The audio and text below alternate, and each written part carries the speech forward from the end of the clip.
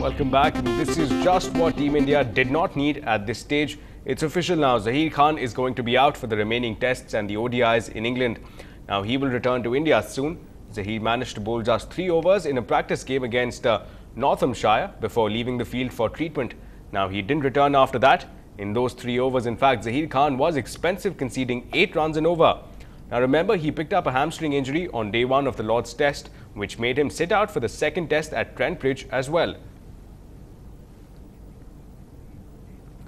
Well, staying with that story now, left-arm fast bowler RP Singh will be flying to England as Zahir Khan's replacement for the remaining 2 tests and ODIs.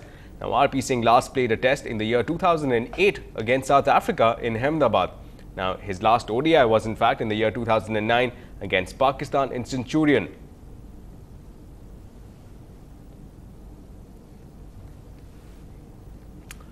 Well, news on Rahul Dravid now. After he was picked in the ODI squad for the England series, Jami announced that he would retire from the ODI and international T20 cricket after the end of England series.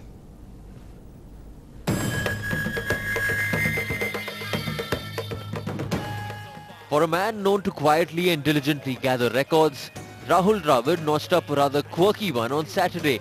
On the very day he was recalled to the Indian ODI side, the ball announced his retirement just hours later from the shorter format of the game. See, I'm honoured and privileged to be, selected in the Indian one-day team.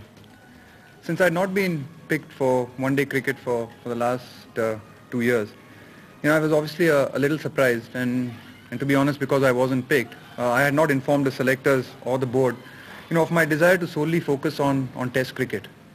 At the end of this, one-day series, I'd like to announce my retirement from one-day and 2020 cricket.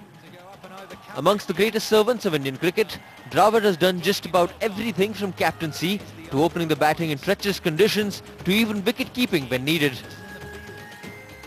But a formal announcement of his retirement from ODIs, perhaps a message to the selectors to stop turning to him each time the Indian team faces a crisis on foreign soil. His recall to the side for the 5-match ODI series versus England, quite obviously a knee-jerk reaction to the inability of India's one-day regulars to face chin music from the English pacers. In the short term, this is an excitement. Definitely looking forward now to this one-day series in the short term.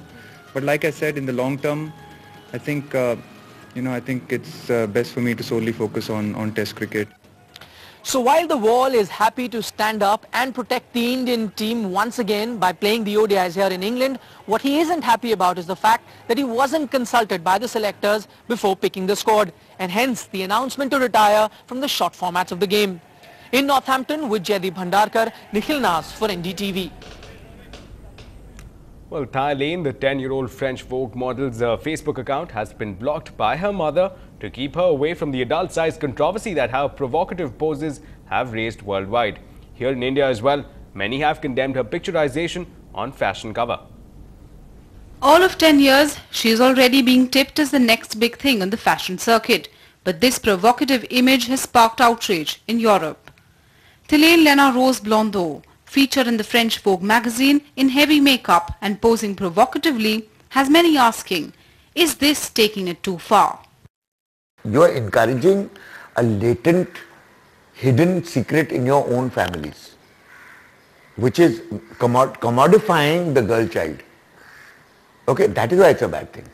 It's a bad thing because you immediately look at the magazine photograph and you look at somebody else's 13-year-old child and you juxtapose the two images, not realizing that, hello, those are all made up things.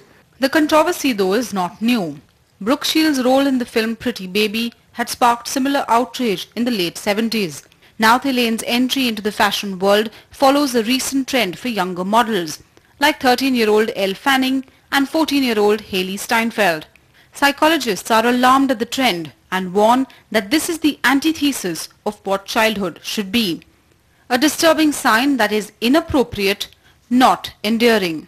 It must come with a warning, and it must be safeguarded that the child's interests at heart and the innocence remain untapped, which unfortunately the side effect of fame comes along with it.